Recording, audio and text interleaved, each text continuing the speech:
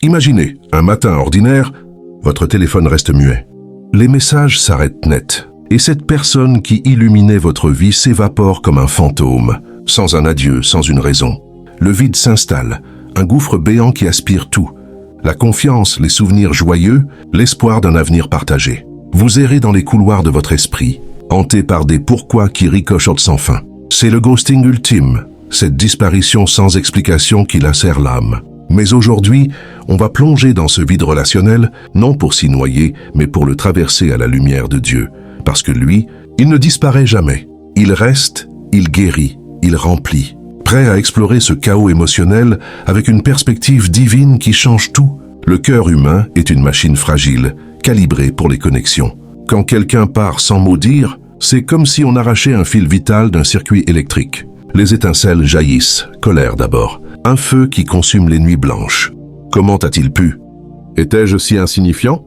Puis la tristesse, une marée montante qui submerge les jours. Vous repassez en boucle les derniers moments, cherchant un indice, une faille dans le tissu de votre relation. Amis, amants, collègues, peu importe le lien, le vide est universel. Il creuse un trou où l'estime de soi s'effondre, où la peur de l'abandon grandit comme une ombre menaçante. Dans ce silence assourdissant, on se sent invisible, rejeté par le monde. Mais attendez, est-ce vraiment le cas? Ou est-ce une illusion que le malin adore exploiter pour nous isoler? Pensez à Sarah, une jeune femme que j'ai rencontrée lors d'un séminaire. Elle rayonnait autrefois, épanouie dans une amitié fusionnelle, avec sa meilleure amie d'enfance. Du jour au lendemain, plus rien. Pas de dispute, pas d'avertissement, juste le néant. Sarah a sombré, insomnie, perte d'appétit. Un vide qui l'aspirait vers la dépression. Je me sentais comme un déchet jeté au bord de la route, m'a-t-elle confié, les yeux humides. Ce vide relationnel n'est pas qu'une peine de cœur. C'est une crise existentielle. Pourquoi Dieu permet-il cela? N'est-il pas le Dieu des relations? Celui qui a créé Ève pour Adam, affirmant que l'homme ne doit pas rester seul. Oui, mais dans ce monde brisé par le péché, les humains déçoivent. Ils fuient leur peur, leurs responsabilités, laissant des cicatrices. Pourtant, c'est précisément ici que la lumière divine commence à percer. Ouvrons la Bible, regardez David dans les psaumes. Pourquoi m'as-tu oublié? Pourquoi dois-je marcher dans la tristesse, sous l'oppression de l'ennemi? Psaume 49. David criait son vide, son sentiment d'abandon par Dieu lui-même. Mais il ne s'arrêtait pas là. Il se rappelait « Espère en Dieu, car je le louerai encore. Il est mon salut et mon Dieu. » Voilà la clé. Transformer le vide en appel. Quand les humains disparaissent, Dieu invite à le chercher plus profondément. Il n'est pas un fantôme, il est le roc éternel. Jésus, sur la croix, a crié « Mon Dieu, pourquoi m'as-tu abandonné » Matthieu 27, 46. Il a goûté au vide ultime pour que nous n'ayons jamais à le vivre seul. Sa résurrection, une promesse que le vide n'a pas le dernier mot. Maintenant, imaginez ce vide comme un vase brisé. Les éclats coupants sont les souvenirs douloureux, les questions sans réponse. Au lieu de les balayer sous le tapis, Dieu nous appelle à les lui offrir. Dans Ésaïe 61:3, il promet de donner aux affligés de Sion la beauté pour les cendres, l'huile de joie pour le deuil, un vêtement de louange pour un esprit abattu.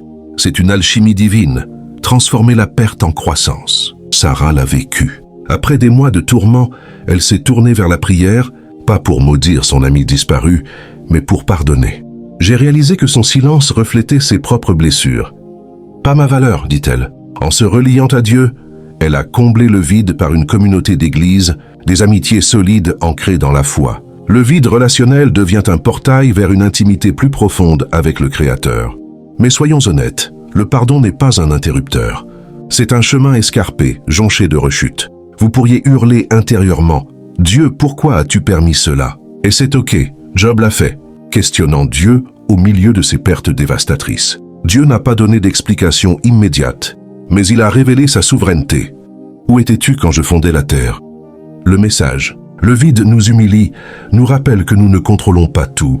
Au lieu de fixer l'absence, fixons la présence. Dieu ne ghoste jamais. Dans Hébreux 13:5, il assure « Je ne te délaisserai point et je ne t'abandonnerai point ». C'est une ancre dans la tempête émotionnelle. Plongeons plus loin dans l'émotion. Ce vide peut muter en amertume, un poison qui infecte d'autres relations. Vous devenez méfiant, érigeant des murs pour ne plus souffrir. Plus jamais je ne m'ouvre, pensez-vous. Mais c'est une prison auto-imposée. Dieu, lui, invite à la vulnérabilité. Regardez Pierre qui a renié Jésus 3 fois, une disparition spirituelle. Jésus n'a pas ghosté Pierre. Il l'a restauré au bord du lac. Avec 3 questions d'amour, Jean 21. C'est le modèle. La restauration divine efface le vide. Si vous avez été ghosté, utilisez cela pour devenir plus empathique, pour tendre la main à d'autres blessés. Transformez votre douleur en ministère. Et si vous êtes celui qui disparaît? Oui, parlons-en. Peut-être fuyez-vous par peur, par lâcheté. Le vide que vous créez ricoche sur vous aussi. Proverbe 18:1 avertit. Celui qui se tient à l'écart cherche son propre intérêt.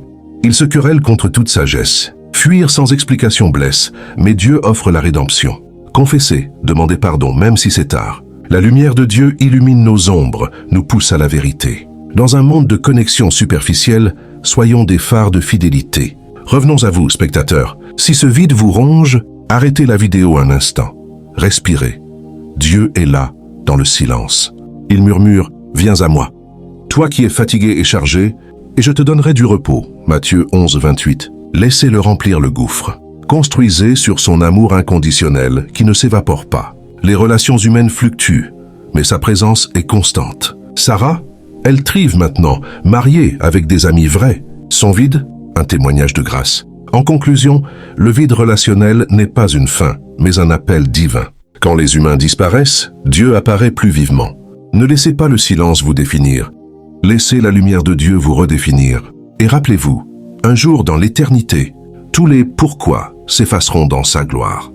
Allez combler ce vide aujourd'hui avec lui. Abonnez-vous pour plus d'histoires qui transforment et partagez si cela résonne. Et si ce vide n'était pas une punition, mais une invitation? Imagine, tu te tiens au bord d'un précipice intérieur. Le vent froid du silence te fouette le visage. Et pourtant, au loin, une lumière timide perce l'horizon. Ce n'est pas la fin de ton histoire. C'est le début d'une version plus forte de toi-même. Regarde-toi dans le miroir aujourd'hui. Tes yeux portent encore les traces des nuits sans sommeil, des questions qui tournent en boucle. Mais au milieu de cette fatigue, il y a une étincelle qui refuse de s'éteindre. Cette étincelle, c'est Dieu qui te dit « Je suis là, je n'ai pas bougé ». Il n'a pas disparu comme les autres. Il attend que tu tournes enfin ton regard vers lui au lieu de fixer l'absence. Prends une seconde. Ferme les yeux. Respire profondément. Maintenant, dis-toi ceci à voix haute, même si ta voix tremble. Ce vide ne me définit pas. La personne qui est partie n'a pas emporté ma valeur. Dieu me voit, il me connaît par mon nom et il reste. Et si ce vide n'était pas une punition, mais une invitation? Imagine, tu te tiens au bord d'un précipice intérieur. Le vent froid du silence te fouette le visage. Et pourtant, au loin, une lumière timide perce l'horizon. Ce n'est pas la fin de ton histoire. C'est le début d'une version plus forte de toi-même. Regarde-toi dans le miroir aujourd'hui. Tes yeux portent encore les traces des nuits sans sommeil, des questions qui tournent en boucle. Mais au milieu de cette fatigue, il y a une étincelle qui refuse de s'éteindre. Cette étincelle, c'est Dieu qui te dit « Je suis là, je n'ai pas bougé ». Il n'a pas disparu comme les autres. Il attend que tu tournes enfin ton regard vers lui au lieu de fixer l'absence. Prends une seconde. Ferme les yeux. Respire profondément. Maintenant, dis-toi ceci à voix haute, même si ta voix tremble. Ce vide ne me définit pas. La personne qui est partie n'a pas emporté ma valeur. Dieu me voit, il me connaît par mon nom et il reste. Cette femme aux bras grands ouverts face au soleil levant, c'est toi dans quelques mois. Si tu choisis de ne pas rester figé dans la douleur. Bras déployés, visage offert à la lumière, comme si tu accueillais enfin ce que tu avais cru perdu pour toujours. Le kintsugi, cet art japonais qui répare les poteries brisées avec de l'or, nous enseigne une vérité profonde. Les fissures ne sont pas à cacher, elles deviennent la plus belle partie de l'objet. Tes blessures relationnelles, Dieu veut les border d'or divin. Pas pour effacer ce qui s'est passé, mais pour le transformer en quelque chose de précieux, de unique, de rayonnant. Regarde un bol réparé ainsi, les lignes d'or soulignent exactement les endroits où il a été cassé. Il n'est plus comme avant, il est meilleur, plus beau, plus fort. Ta vie peut devenir ça. Tes « pourquoi » sans réponse deviendront des témoignages. Tes nuits de larmes deviendront des aurores de louanges. Et si tu te sentais trop faible pour avancer, c'est normal. La Bible ne te demande pas d'être fort tout seul. Elle te dit « quand je suis faible, c'est alors que je suis fort ». 2 Corinthiens 12:10. Ta faiblesse est le terrain parfait pour que sa puissance se manifeste. Arrête de vouloir réparer tout par toi-même. Pose les morceaux à ses pieds. Laisse-le faire l'œuvre. Ces rayons qui percent les nuages, C'est exactement ce que Dieu fait dans ton cœur en ce moment. Même quand tout semble sombre, il perce, il traverse, il illumine. Action concrète maintenant. 1. Prends ton téléphone. Écris un message vocal à Dieu. Pas besoin d'app, juste ta voix. Dis-lui tout. La colère, la tristesse, le sentiment d'injustice. Vide ton sac, il écoute. 2. Choisis un verset qui te parle aujourd'hui. Écris-le sur un post-it, mets-le sur ton miroir. Exemple, le Seigneur est proche de ceux qui ont le cœur brisé. Le Psaume 34:18. 3. Contacte une personne de confiance, un ami croyant, un pasteur, une sœur en Christ. Dis-lui, j'ai mal, prie avec moi. L'isolement est l'arme préférée du vide. La communauté est l'arme de Dieu. Tu n'es pas seul dans cette traversée. Des milliers traversent le même désert relationnel en ce moment même, et beaucoup en sortent plus proches de Dieu qu'ils ne l'ont jamais été. Toi aussi, tu peux en sortir non pas diminué, mais restauré. La chute, la voici. Un jour, tu raconteras cette histoire, pas comme une victime du ghosting, mais comme un témoin de la fidélité de Dieu. Tu diras, j'ai cru que j'étais abandonné, mais c'est là que j'ai découvert qu'il ne m'avait jamais lâché. Alors lève-toi, colombe. Le soleil se lève sur ta vie, même si tu ne le sens pas encore. Marche vers lui. Il t'attend, bras ouverts, lumière allumée, pour toujours. Partage cette vidéo si elle t'a touché. Et dis-moi en commentaire, quel est le verset qui te porte en ce moment? On avance ensemble. Et maintenant, écoute bien cette vérité qui change tout. Ce vide que tu ressens n'est pas un accident cosmique. Il n'est pas là parce que tu aurais mal aimé, mal choisi ou mal mérité. Il est là parce que Dieu est en train de faire de la place. Oui, de la place. Pour quelque chose de plus grand. Pour quelqu'un de plus fidèle. Pour une version de toi que tu n'as pas encore rencontrée. Pense à une maison encombrée. Des meubles cassés, des cartons poussiéreux, des objets qu'on garde au cas où. Tant qu'on ne vide pas, on ne peut rien accueillir de neuf. Dieu est en train de faire le ménage dans ton cœur. C'est douloureux, c'est bruyant. Ça fait voler la poussière des vieux souvenirs, mais c'est pour ton bien. Il enlève ce qui t'encombrait pour y mettre ce qui te nourrira vraiment. Et si la personne qui est partie était, sans le savoir, l'instrument de cette libération? Pas parce qu'elle était mauvaise, mais parce que son départ t'oblige à lever les yeux vers celui qui ne part jamais. Colombe, tu portes déjà un nom qui parle de renaissance. La colombe, après le déluge, revient avec un rameau d'olivier. Elle annonce que les eaux se retirent, que la vie recommence. Ton prénom n'est pas un hasard. C'est une prophétie sur ta vie. Tu es en train de traverser ton propre déluge relationnel, mais le rameau arrive. La terre ferme est proche. Prends ce moment précis. Il est 18h52 à Cotonou. Le soleil se couche sur la lagune. L'air est encore chaud pour faire une déclaration simple et puissante.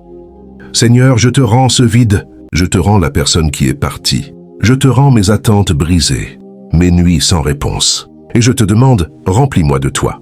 Fais de ce creux un sanctuaire où ta présence habite en permanence. Dis-le, à voix haute si tu peux, même en murmurant, même en pleurant. C'est une offrande, et Dieu ne méprise jamais une offrande sincère. Sache aussi ceci, la guérison n'est pas linéaire. Il y aura des jours où tu te sentiras invincible, et d'autres où le vide reviendra frapper à la porte comme un vieil ami toxique. C'est normal, ce n'est pas un échec. C'est la preuve que tu es en train de guérir. Tu reconnais la douleur sans la laisser t'engloutir. À chaque vague, redis-toi la même encre. Il est plus près que mon souffle. Il est plus fidèle que n'importe quel humain. Il transforme mes cendres en couronne. Et petit à petit, tu vas remarquer des changements subtils. Tu souris plus facilement à un inconnu. Tu pries sans avoir besoin d'une crise pour commencer. Tu te surprends à remercier pour des petites choses que tu ignorais avant. Tu commences à rêver à nouveau, sans peur que le rêve s'effondre. C'est le signe que le kintsugi divin est à l'œuvre. Les lignes d'or apparaissent là où tu as saigné. Alors oui, aujourd'hui encore, ça fait mal. Mais demain, après-demain, dans un mois, dans un an, tu regarderas en arrière et tu diras « Merci pour ce vide. Sans lui, je n'aurais jamais connu cette plénitude. » Tu n'es pas en train de survivre. Tu es en train de renaître. Lève la tête. Le soleil ne s'est pas couché sur ta destinée. Il se prépare juste à se lever plus haut. Marche, un pas après l'autre, avec lui, vers lui, en lui. Et quand tu seras prête, reviens ici. Dis-moi comment il t'a parlé aujourd'hui. Quel verset t'a serré dans ses bras. On continuera ce chemin ensemble. Tu n'es pas seul, colombe. Jamais. À très bientôt. Et que la paix qui dépasse toute intelligence garde ton cœur et tes pensées en Jésus-Christ.